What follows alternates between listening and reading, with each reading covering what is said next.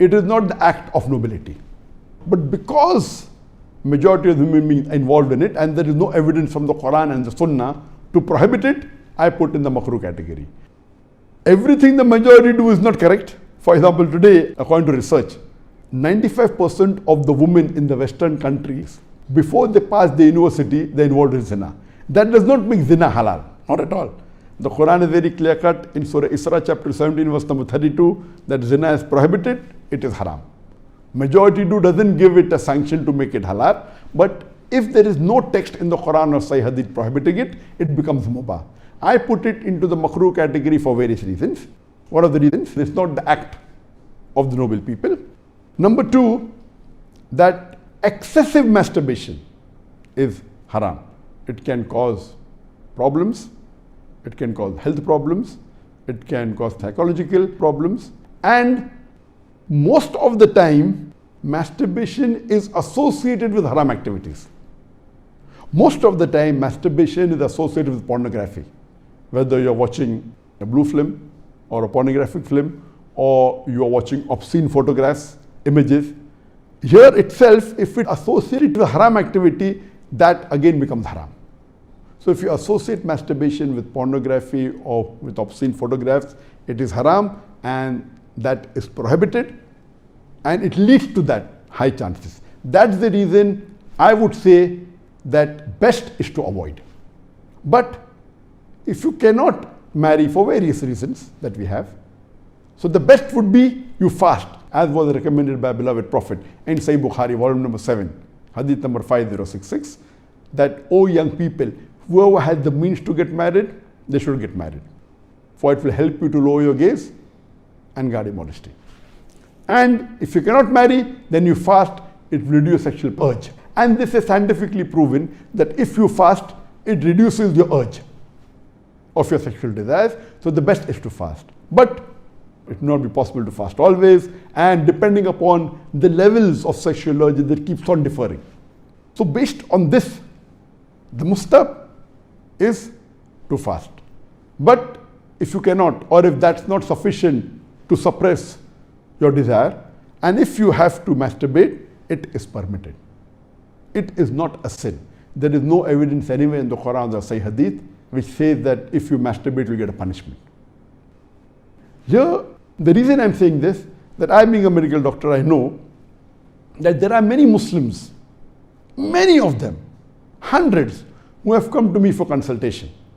And they believe, because of the views of most of the Muslims, they are good practicing Muslims, but they believe it is haram. So they come to me, and the similar what question was asked, that he's tensed, he's unhappy, and he has got mental stress. Because they are good practicing Muslims, they pray 5 times Salah, but they realize and they think masturbation is haram, so they get tensed up and worked up. And this causes many a time big problem. Because they think it is haram and they're doing it and they have the guilt feeling, this guilty conscience prevents them sometimes or many a time even to do good deeds. It disturbs them in their Salah, it disturbs them in the reading of the Quran. So because of not knowing the fact, what is there in the medical science today, these people think it's haram, it disturbs them. So I would like to tell you that I'm not giving a blanket rule that do it. I'm just telling you best avoid it. But if you have sexual urges which you cannot suppress, doing masturbation is not haram according to me. It is permissible. Don't do it excessively. Once in a while, no problem. Don't be mentally disturbed that it's haram.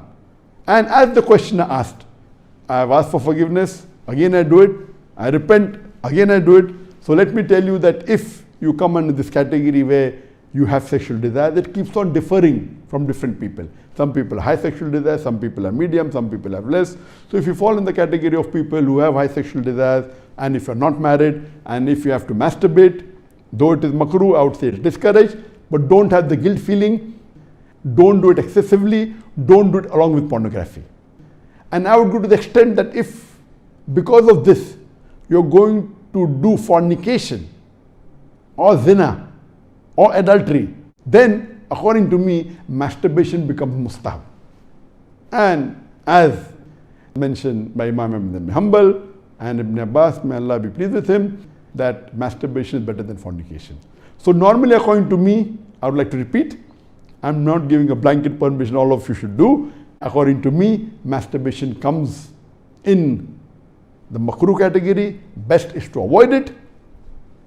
If you have the urges and if you're not married, better that you fast. If the urges are yet there, then masturbation is permitted. There is no sin, there is no punishment, you don't have to feel guilty. And if you have the urge and if you think you'll do fornication, then better do masturbation and avoid fornication and marry as soon as possible. We know that masturbation differs in different people. Even after marriage, masturbation, majority of the people masturbate. 70% of the males after marriage, they masturbate. But of course, by age it keeps on reducing. Marriage also reduces. The more sexual intercourse you have, it reduces. So this is my view regarding masturbation. It is makruh. Avoiding is the best. Next option is fasting. If you yet have the urges, then it's permissible. Don't have the guilt feeling, and see to it that you practice and stay on the Quran and Sunnah, offer your salah and do your ibadah, and inshallah pray to Allah subhanahu wa ta'ala that He keeps you on the straight path. Hope that answers the question.